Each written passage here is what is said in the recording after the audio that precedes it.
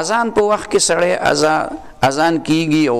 یو سړی چې کوم دی نو تلاوت کوي نو دی به تلاوت تلاوت به جاری نه ساتي تلاوت به ودرئ او د اذان جواب به ورکوي الله اکبر الله اکبر غوي نو دی به هم پسې الله اکبر وي اشهد ان لا اله الا الله اشهد ان لا نو دی به هم د اذان هغه جواب ورکوي او د حي علی الصلاة حي علی الفلاح کې یو قول داسې دی چې همدقه الفاظ به وي چې هغه حي علی الصلاة وي دی به حي علی الصلاة وي حي علی الفلاح دی به حي علی الفلاح وي او یو روایت دا دی چې په دې وخت کې به لا حول ولا قوة الا بالله العلي العظيم دا وي هم حي على الصلاة کې هم حي على الفلاح کې لا حول ولا قوة الا بالله العلي العظيم داسې به نه کوي چې تلاوت به جاري ساتي او دی به د تلاوت په دې منځ کې جواب کوي نه داسې به نه کوي د اذان احترام ډیر زیات دی اذان احترام ډیر زیات دی دا سړی چې کوم دی د الله عبادت ته خلق را بلی د د اواز خدای پاک ته ډیر محبوب دی روایاتو کې راغلي تاریخي چې زبیده خاتون چې د هارون رشید بادشاه بیبي وه د هارون رشید بادشاه ته ووی چې د مکه مکرمه کې خلکو ته د اوبو ډیر تکلیف دی نو داسې کوو چې د مدینې منورې نه ورته یو نهر بوزو دا هغه نهر هغه آثار اوشم ځای په ځای هغه کندرات غوندې موجود دي ما کتلي ځای په ځای باندې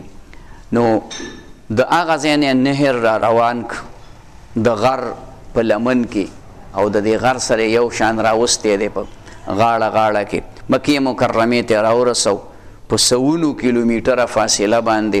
نیر اوبې پکې راوستې او د مکې مکرمې ټولو خلکو د هغې نه سیرابي کوله اوبه ورته چې کوم دی نو هغې نه میلاوېدې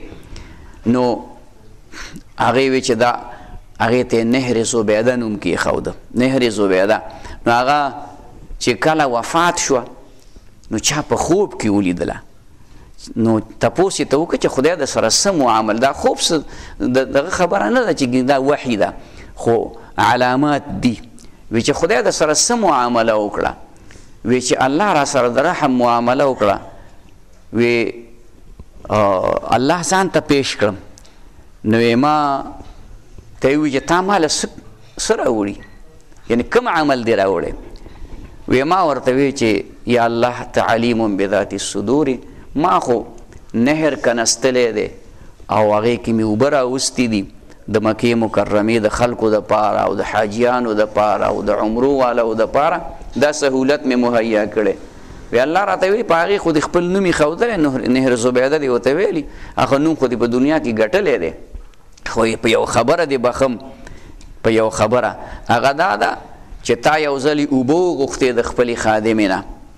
او هغې درته اوبه راوړې اوبې درته راوړې او په دې کې اذان شروع شو نو ته کېناستې او هغه اوبه دې کېښودې او د اذان احترام دې وکړو